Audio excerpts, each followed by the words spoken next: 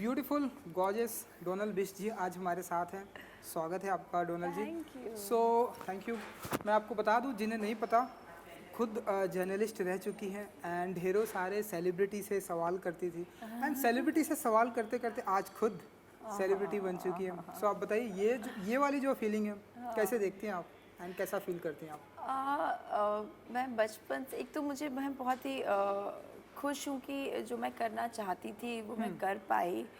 और भगवान को बहुत ज़्यादा शुक्रिया इस बात को लेकर के। एंड एक और चीज़, मैं बचपन से हमेशा आई थिंक एक्टर बनना चाहती थी, क्योंकि मैं शीशे के सामने एक्ट करती थी, डांस करती थी। मुझे आज भी याद है छलिया छलिया जब सॉन्ग आया था तो मैं डीवीडी खरीद के लेके आई थी और कमरा बंद करके डीवीडी लगा करके 4 घंटा मैंने उस गाने को प्रैक्टिस किया है। मुझे इतना पसंद था। उस टाइम नहीं पता था कि मुझे यही करना है, मुझे क्यों इतना इंटरेस्ट है इन सब चीज़ों में। डांस में मैं मूवीज़ देखती थी तो मैं अपने आप को वहाँ पे रखती थी कि मैं हूँ वहाँ पर उस हीरोइन की जगह। सो ये हमेशा से चलता था, बट नहीं पता था कि मुझे एक्टर बनना है, ये सब क्यों है। इवेंचुअली मुझे जर्नलिस्ट बनना था और मैं बनी। तो मैं कॉलेज में, जिस कॉलेज में गई थी तो वहाँ पे फिल्म स्टडीज़ होती थी। जितने मेरे सीनियर्स थे वो मुझे बुला लिया करते थे, कुछ शॉर्ट फिल्म करने के लिए, कुछ म्यूज़िक वीडियो करने के लिए, कुछ कॉलेज के जितने प्रोजेक्ट्स होते हैं वो करने के लिए। तो वो मुझे बोले तुझे हीरोइन बनना है। मैंने कहा नहीं नहीं, मुझे जर्नलिस्ट बनना है। क्या हीरोइन बनना है मुझे नहीं बनना। तो बट जब मैं बनी, जो मुझे करना था, देन आई रियलाइज कहीं कहीं आपके दिल में ये बात रहती है कि यार शायद though it's a very prestigious thing, I was getting good amount, everything was there. मैं एंकर बनी, पर कहीं दिल में अंदर ये बात रहती थी कि यार शायद मुझे वो करने में ज़्यादा मज़ा आता था, शायद मुझे एक्टिंग करनी है। तो फिर मुझे जब ये रियलाइजेशन हुआ जब मैं जॉब करती थी, देन मैंने सोचा कि यार मुझे रिग्रेट में नहीं रहना है कि मैंने कोशिश भी नहीं की, तो क्यों ना कोशिश ज़रूर की जाए। और 4 साल लग गया मुझे पेरेंट्स को मनाने में कि मुझे मुंबई जाना है, प्लीज़ मुंबई जाने दो और ये सब। तो मैं ऑडिशंस देने के लिए आती थी, सिर्फ महीने में 4 दिन 5 दिन, एवरी मंथ 4 दिन 5 दिन मैं छुट्टी लेकर के वहाँ का काम पूरा कंप्लीट करके, एक्स्ट्रा काम करके तब आती थी यहाँ पर और ऑडिशन देती थी। दिन से रात तक 6-7 audition every day I think. तो 5th मंथ, जैसे 4-5 महीने हो गए थे, तो 5th मंथ में मुझे जो मेरा फर्स्ट प्रोजेक्ट था बालाजी का कलश, वो ऑफ़र हुआ। फिर मैं वहाँ पे चित्रहार एंकर किया करती थी, दूरदर्शन चित्रहार, उसको मैंने छोड़ा और मैं यहाँ पे आ गई। तो this was the whole journey. And बस मैं ये ज़रूर कहना चाहूँगी कि आप मेहनत जब आप करते हैं और लगन आप में होती है तो फिर कोई भी सपने साकार हो सकते हैं। तो सपने ज़रूर देखें, सपने साकार तो होते हैं। सपने जरूर देखिए। तो डोनल जी, तब आपने सोचा था कि आप इस तरह से एक्टर बनेंगी, लाइक बिग बॉस एंड ये सारी चीज़ें, ऐसे सब कारवां चलते जाएगा? मुझे लगता है मैंने सिर्फ मेहनत की है। मेहनत की है। मैं एक्टिंग करना चाहती थी स्क्रीन पर, फिल्म्स में, सीरियल्स में जो मैंने किया। उसके ये सब चीज़ें साथ साथ जुड़ जाती हैं, मुझे ऐसा लगता है। मैंने कुछ एक्स्ट्रा नहीं किया है कि अच्छा मुझे ये प्रोजेक्ट ही करना है। मुझे प्रोजेक्ट्स मिले और मुझे वो प्रोजेक्ट्स अच्छे लगे और मैंने किए। वो एम नहीं था कि भैया मुझे इतनी लाइमलाइट चाहिए या मैं ऐसा दिखना चाहती हूँ। मैं काम करना चाहती थी। वो जो भूख थी शायद मुझे वो क्रिएटिविटी की और एक्टिंग की भूख थी, जो मैं स्क्रीन पे दिखाना चाहती थी और वो किरदार निभाना चाहती थी। उनमें मुझे बहुत मज़ा आता है। बिल्कुल तो वो मैंने किया and I am happy doing it. बिल्कुल। तो किस तरह के सवाल पूछने में इंटरेस्ट रखती थी जब आप जर्नलिस्ट थे तो, कि इस तरह के सवाल पूछना है आर्टिस्ट को, मुझे इस तरह से फंसाना है? एक हर जर्नलिस्ट का एक अपना अपना एक अंदाज किस होता है। तरीके से बात आपका कर क्या रहे हो? अंदाज होता था? क्योंकि उस टाइम तो मैंने आपको नहीं देखा था, तो अगर आप बता सके।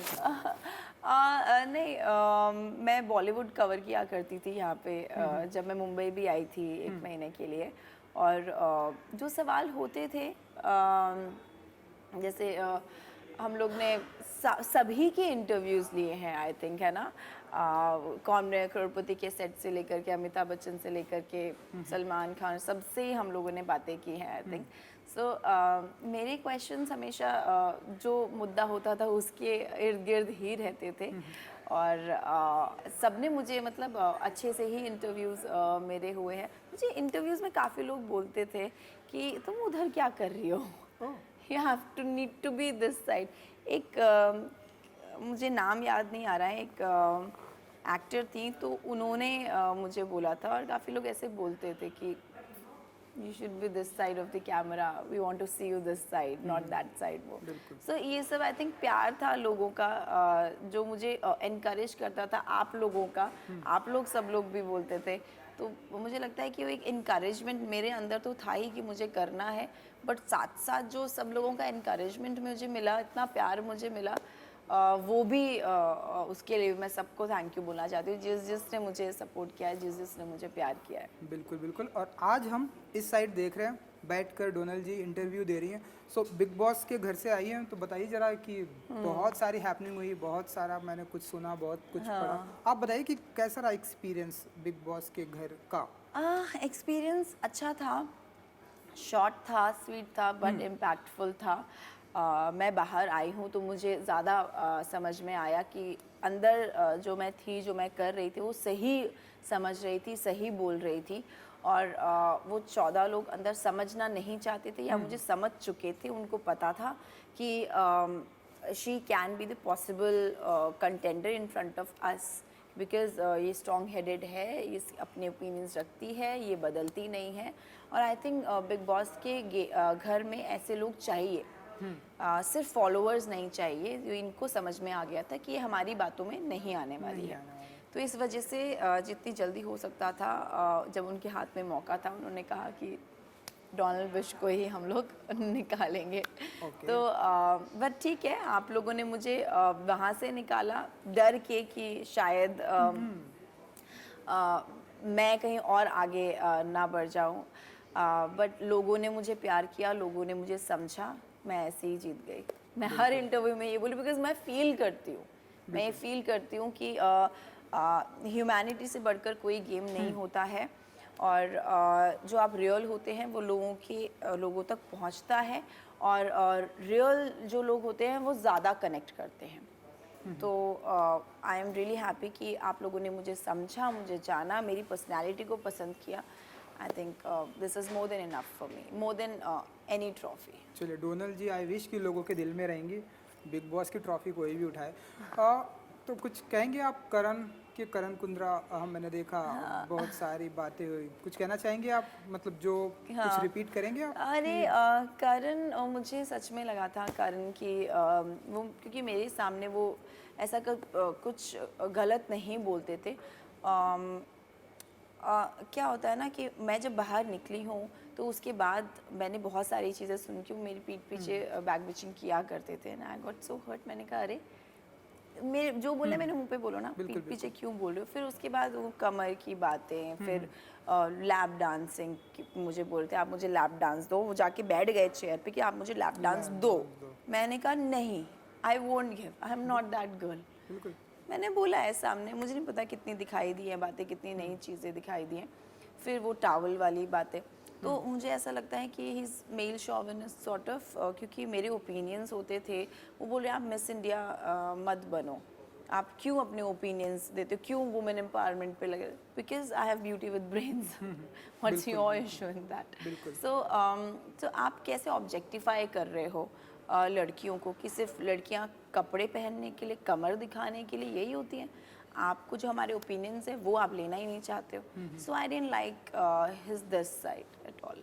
बिल्कुल, ये तो मैंने भी देखा है ना, आर्टिकल भी हर जगह है, जो भी हुआ बहुत गलत हुआ। आई थिंक वुमेन की रिस्पेक्ट चाहे जहाँ भी हो नहीं चाहिए, आप ऑब्जेक्टिफाई नहीं कर सकते। हाँ, उनकी रिस्पेक्ट तो वुमेन्स आर करनी चाहिए। स्ट्रॉन्ग, वो हर चीज़ संभालती हैं, हर चीज़ कर रही हैं।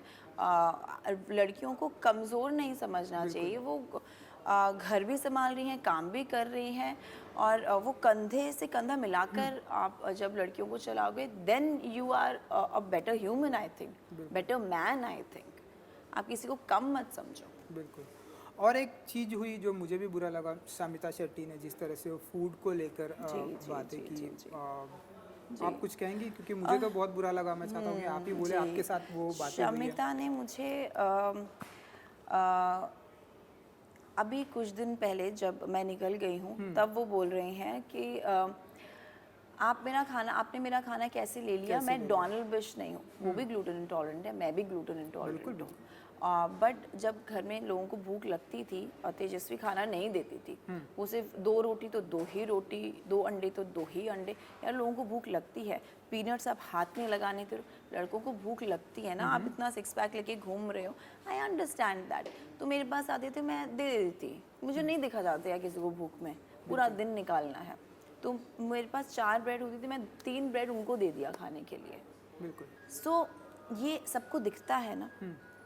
शमिता बोल रही हैं कि नहीं कि तुमने मेरा जो भी कर्ड शायद कैसे खा लिया 1 चम्मच, मैं टॉलरेट नहीं करूँगी, मैं डोनाल्ड बिश नहीं हूँ। That means you know that Donal Bisht was tolerating such a big thing.